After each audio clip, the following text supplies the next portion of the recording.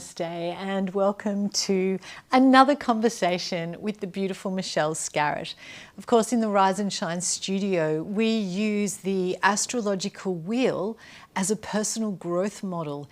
Each sign sort of works higher and higher up the human development growth pattern, I suppose, and we use this as a scaffold. So each month we'll be working with different themes based on the energy that is available to us. You know, my favorite saying is, why would you paddle upstream when you can float downstream? So when we use what is available to us and we have the knowledge of what is available to us, the personal growth development that we do just becomes that little bit more easy and it flows a little more.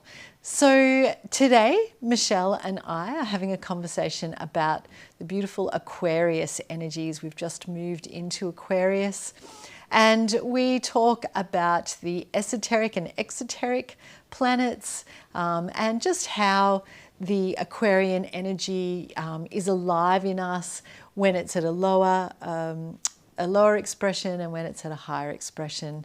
Michelle has been my astrologer for more than 7 years now, and she has more than 30 years experience.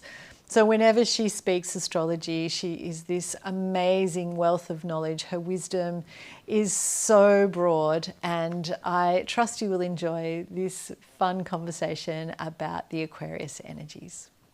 Kind of jump into the Aquarius stuff and look at, because Aquarius is a really interesting sign, and it's one of the last signs that was actually tacked on. Aquarius and Pisces were the last two signs to be kind of created with astrology. We only originally had 10 signs of the zodiac, and Aquarius is the sign. It's actually got two rulers and one esoteric ruler. Okay. So I don't know if you know that. Did you know? No. So the esoteric ruler of Aquarius is Jupiter. Yes. All right. So there's that altruistic, right, expansive. Giving, expansive, humanitarian, beautiful, expansive. And then, of course, the two exoteric rulers are Saturn and Uranus, because Uranus has only just recently been founded, right? So we didn't really, prior to that, we didn't have Uranus. So Uranus has come along and we've gone, oh, that's actually better. But yeah. So you actually have these three rulerships. This is why Aquarius is so tricky for a lot of people to kind of wrap their heads around. Yeah. Right? It is a very tricky energy. Yeah. Yeah, it is, definitely. So, and what you find when you are dealing with Aquarian energy is it can come off in two different ways, which is the two squiggles in the symbolism, because you can have the Saturnian Sirius Aquarian, the old from that kind of old soul energy of Aquarius, or you can have the new Peter Pan energy. And so each situation will carry a different texture. Yeah, right. Okay. So it is tricky to navigate Aquarius, and this is why a lot of people struggle with Aquarian energy. They go, I can't quite nail it. I can't quite work out Aquarian energy. It doesn't, because it's coming from two and now, three different kind of energy sources, and they are extremely different. Saturn is conservative and serious and quite practical and old school, with an Aquarian bent. Okay. With an air version of it, not an earth version of it. Yeah, right. So that's what makes the difference. Yeah. And then you've got this eccentric, ahead of its time, quirky, sovereign would be the word I would use for Uranus. Sovereign is a really good word to describe Uranian energy because it doesn't want to be trapped or wants to be individualistic. It's in its own identity in a very different kind of way. Beautiful. And so it is very interesting how that kind of comes across. And sometimes you see people that kind of have a merging of both.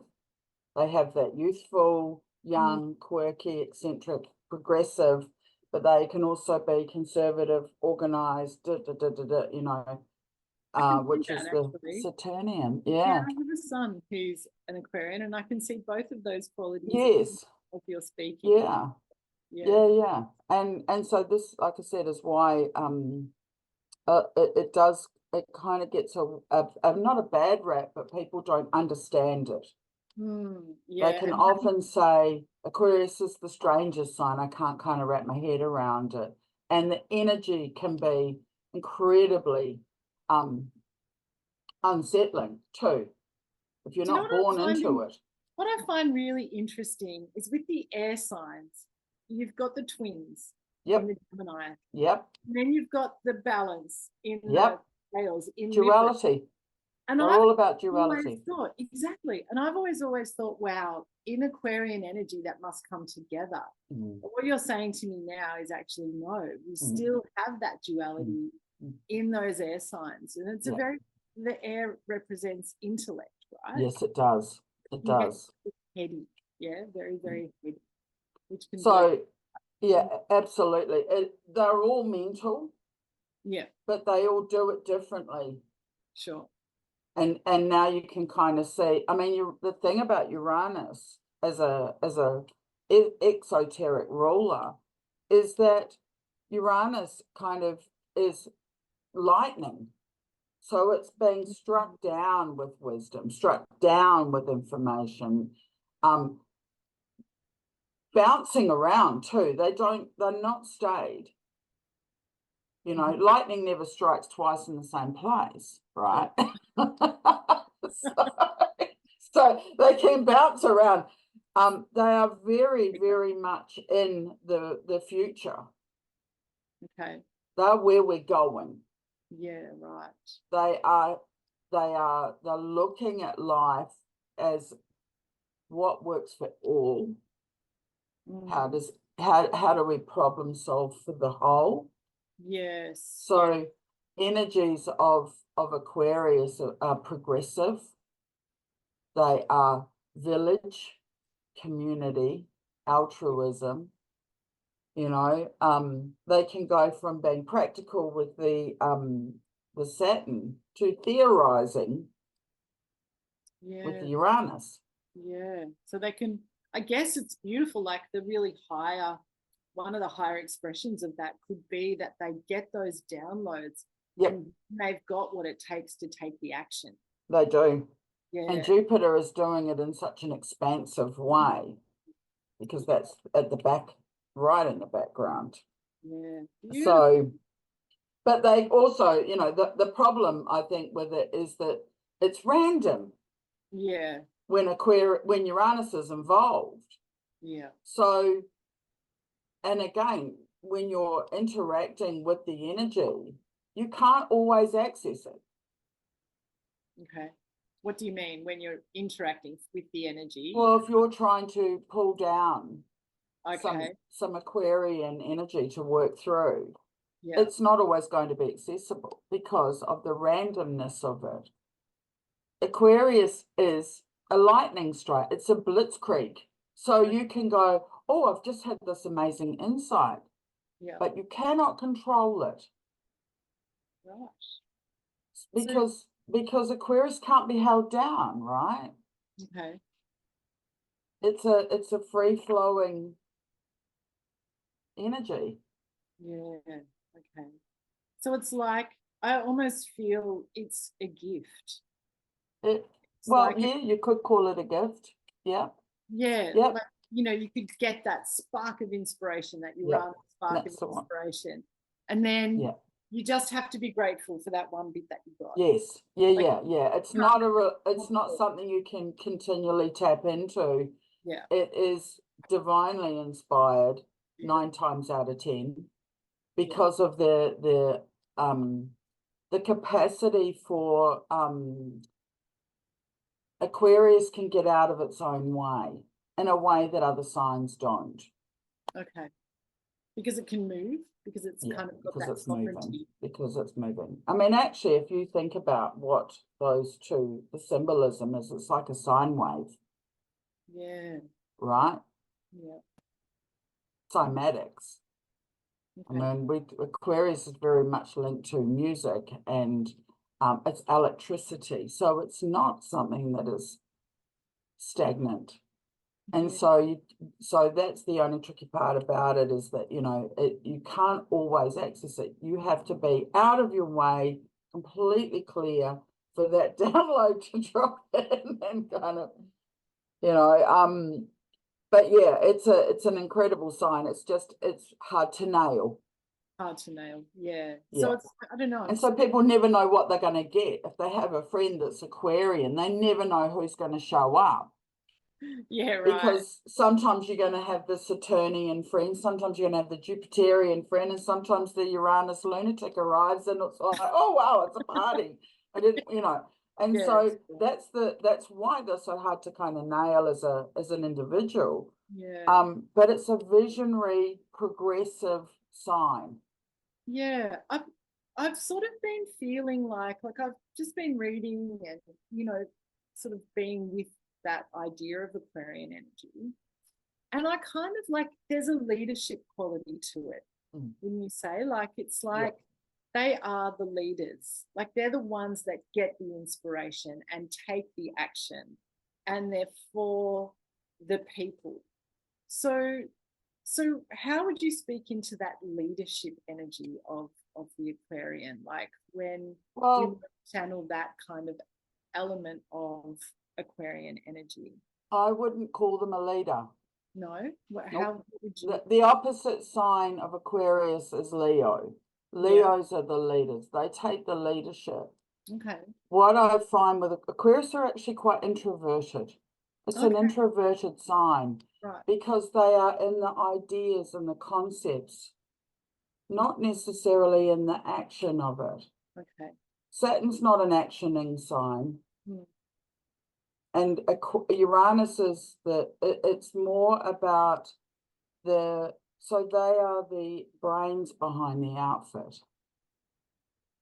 So they will have the awareness, the understanding, but Leo is the actioner. Right. That's why the oppositions. Okay, so that's something we haven't gone into at all. Yeah. Is when you look at a sign, you absolutely have to look at it's a polarizing opposite, because they are one and the same. One needs the other to become the whole. Yes, yes. So Leo is the leadership of it. Leo takes it out into the public. Aquarius is actually, I don't want to deal with the public in that way. I want to be part of the solution. Yeah.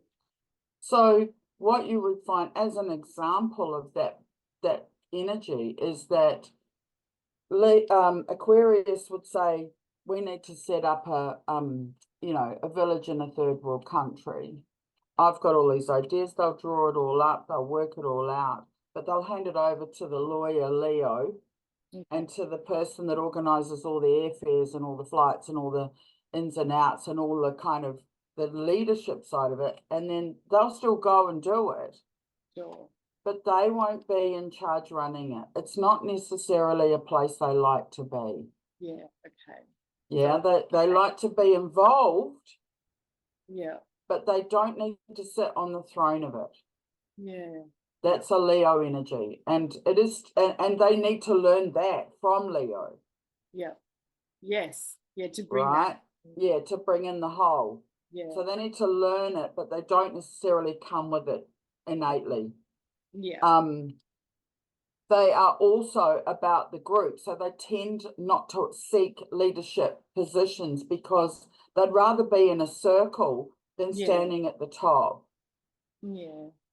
So that's when you look, really age of Aquarius, isn't it? Like you very can much so. Now with this Pluto that's just gone through Capricorn. Like, it's just smashing down, smashed down all those large corporations. You know, everyone's had the ringer, like they've been run out.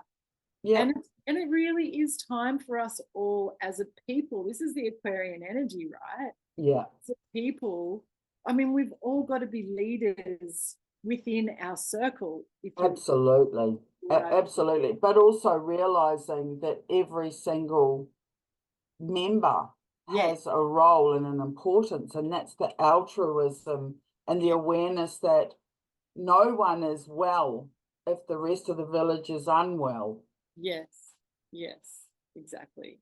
And right. So it's care and to it's actually really beautiful. And what's interesting too, stepping into the health stuff around that and how that kind of rolls out. It's the circulatory system, right? Oh, okay. Yep. And it's also the nervous system. Yeah. Because it's electrical, so it's all of what sparks us into action. And so when you think about that, that is the whole body is included in that. Beautiful. Yeah. You know, it's all of us. So it's not just, oh, we're just going to focus on the leg, or we're just going to focus on the heart. It's actually, we're all in the circulatory system. We're all in the nervous system. And so, of course, things to think about from a health perspective are they suffer anxiety big time. And again, that brings into that, you know, not wanting to be at the front all the time. It freaks them out to be in those leadership spaces. They get into overwhelm very, very easily. They're highly tuned, finely tuned individuals. They notice and feel everything because they're very connected to their environment. Because nervous system, you think about mycelium of a mushroom, right? Its roots go everywhere and into everything. Well, that's Aquarian energy, right? And then also the other thing that happens for them is they get into insomnia. Because it's a mental sign, they can get completely mentally overwrought and find it really hard. They can get so wired, good, bad, and indifferent, not necessarily in a bad way, but still unable to sleep and drop in. Yeah, so they often have sleep issues.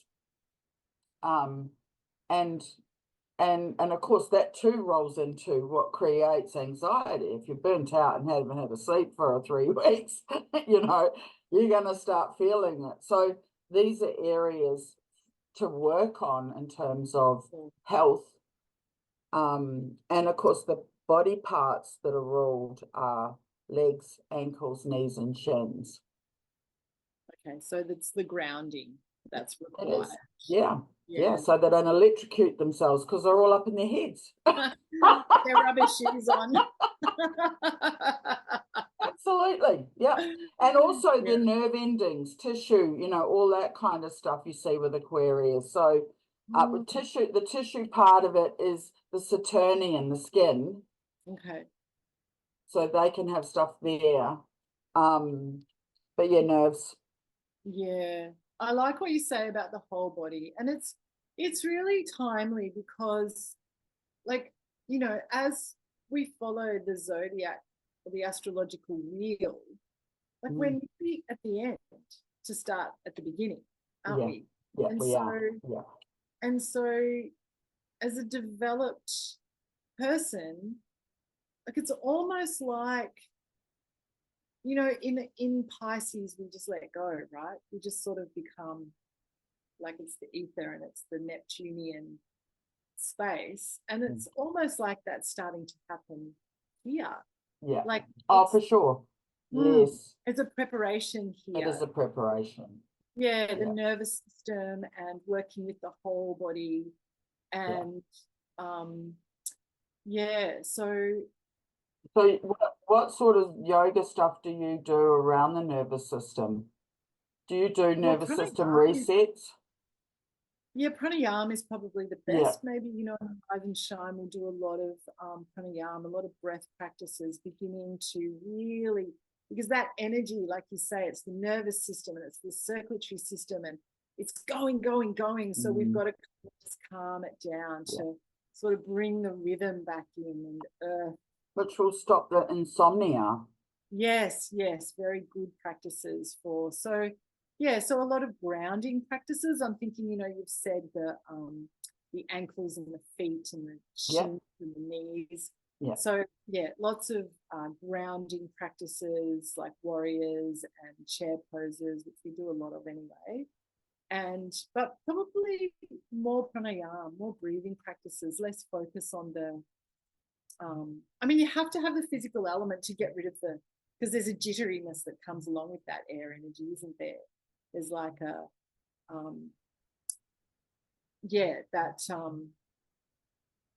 overstimulated energy. So you do have to have quite strong movement. So maybe like some salutations to get the movement to bring you back in, and then do those beautiful breath practices. No, that sounds absolutely beautiful and you're right about the strong physical parts of it too, because of course the other thing that goes with Saturn is osteo bone stuff, so that bone strength is really important. Is really, really important too, especially in the legs, because like you say, that's the bit that's grounding them and putting them in their bodies. One of the things that Aquarius does that that people don't really get, they get out of their bodies. Yeah, all their signs I can do. Yeah, you agree? But like no other. Yeah, okay. Like that saying beside yourself literally is being out. It's so Aquarian, and they can, because their nervous systems are so finely tuned, they can spend their entire life out of their bodies, which is, and they're up here. And so that also makes them really hard to interact with, because you can see that they are not in.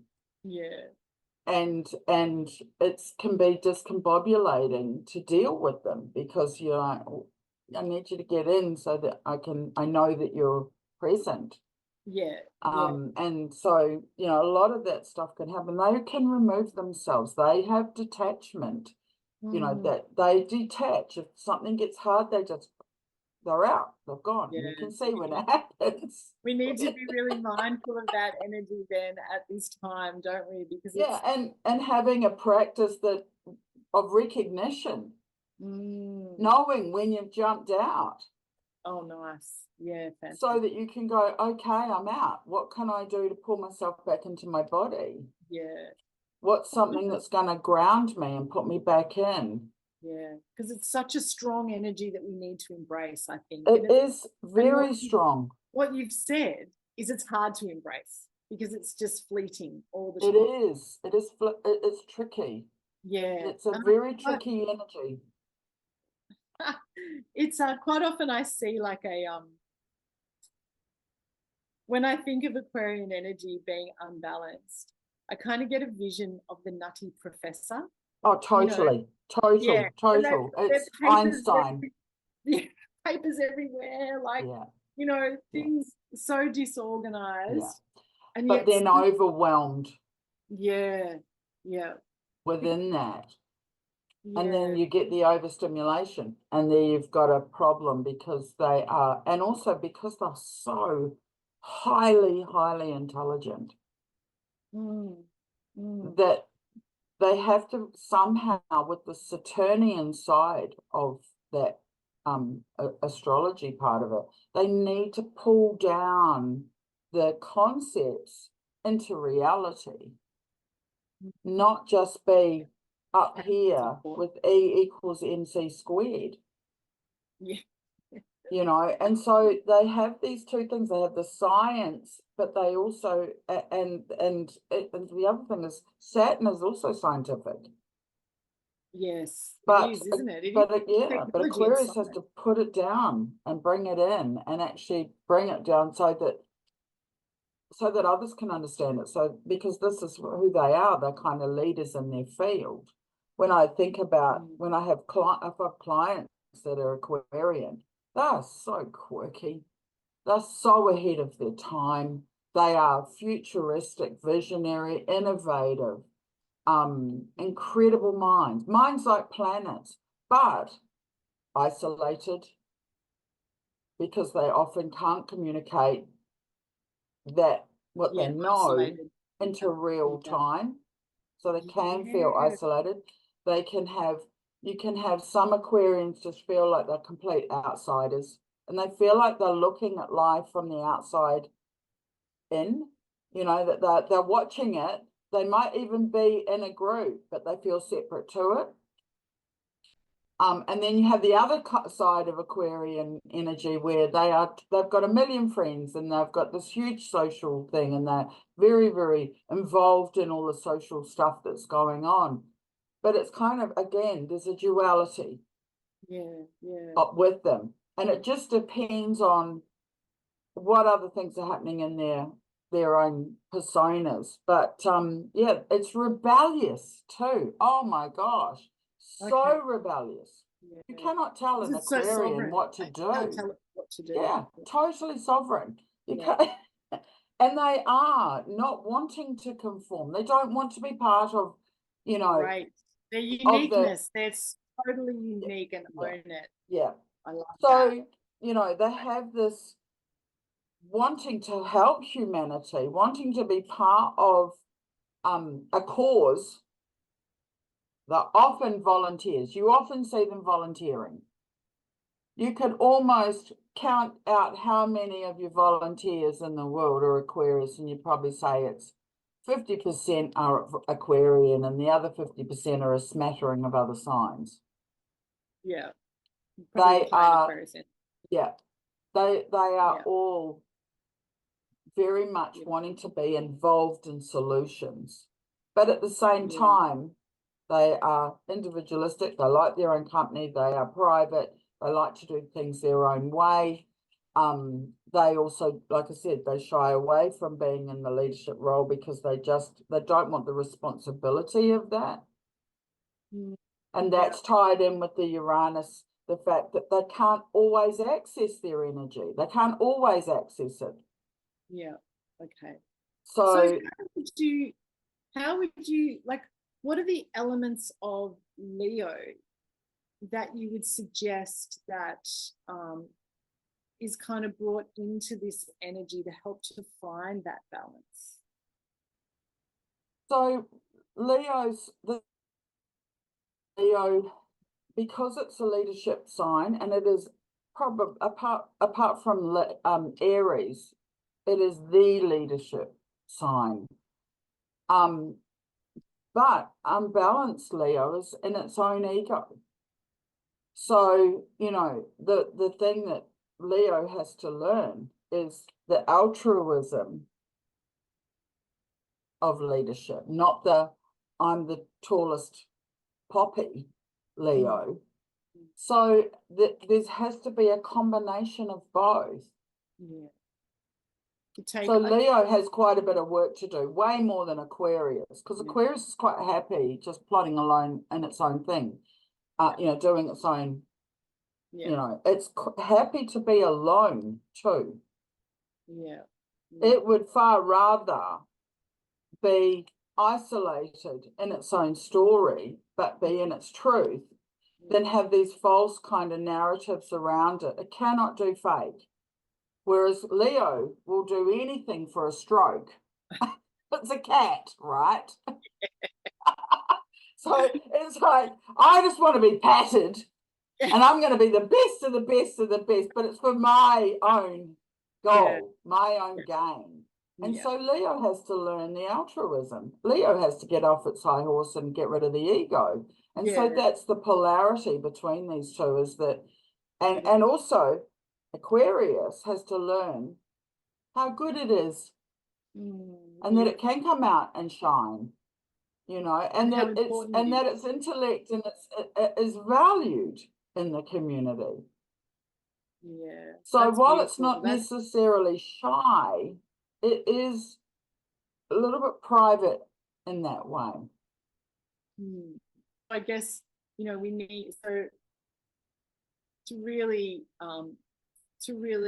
harness that Aquarian energy, and to be in that group setting, whether it be a community or a tribe or whatever. It's like you've got to really draw on that Leo independence and the healthy ego, Yes. not the unhealthy Yes. ego.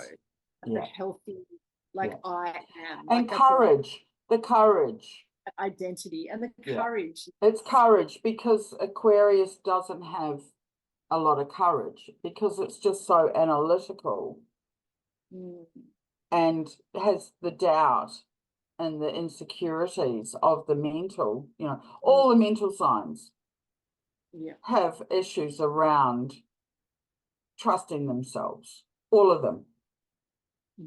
Because even if they feel something, the brain gets engaged and goes, oh, but have you thought about X, Y, and Z? It completely rules it out, you know. And so there's a lot of mental gymnastics that happen here, whereas Leo doesn't get into any of that. And when it's healthy, Leo is incredibly warm, incredibly generous, but it's confident and comfortable to step in and take the reins. And courageous enough. So that healthy Leo is and think on another level, Aquarius is cold. It is a cool, cold, intellectual sign, right? So this hence going into that detachment side of it. Whereas Leo is a warm, nurturing fire sign. So they both need a bit of each to find the middle ground, because this can be hot and losing its rag, and this can be cold and cutting off and shutting, you know, putting in iron gates. And so they both have to meet in the middle on all counts. This is why the polarities are really important to look at and really understand, you know, how to bring in the balance. You literally have your equal opposition right in front of you to integrate. When you look at the wheel, it's like the remedy for getting out of it balance. is the remedy. To look toward that for your answer of, well, what do I have to do in order to find balance again? And it's very handy to know. I mean, it's handy to know. I'm getting off on a side tangent here, so let's not go there. It's handy to know each of your planets. Yes. Oh, absolutely. And where they're situated. Where you can find balance. Because it's very important. So just quickly tell me about. I'll go on. Well, the thing is that, you know, we're not one thing. We have this conglomerate of planets. So Aquarius is going to be represented in every single person's chart in one capacity or another. We're all dealing with all of the energies. Some are more emphasized in others and, you know, minute in another, but we are all navigating. So in a way, we need to be across all of it so that we can understand what part of the astrology is stepping into what situation and how do we navigate that, which is what we do when we do the transits and progressions and we do your chart. We're breaking it down and going, this is what you're navigating now. These are the energies that you need to be focused on. This is the stuff that's happening in the world that we all need to be looking at. Don't worry about that. Look here for now. But, you know, in a year, we'll reassess it and go, okay, this is what's moved. Now you need to look at this. And so we keep coming back to stuff. We never get off the wheel. No, we don't. But I keep saying to people, it's not a wheel. It's not a circle. It's a spiral. And we're always growing. And we're always, like, you know, every day we grow and learn. I would hate for people to think it was like Groundhog Day where we just keep going around. It's not. And what No, you, but we you do come back to 100%, yeah. revisit your planets. You come back to revisit where your chart was when you were born, and what you will experience is when you when you have transits and progressions, you are coming back to your planets where they were when you were born. But what you experience is whatever work's been done. So it's not Groundhog's Day, and the only way that it's Groundhog's Day actually is if you have done no work. If you haven't worked on I don't know yourself, how you are. Well, yeah, I know, but I'm here to tell you it is. yeah, okay, Because yeah. some people don't move. People.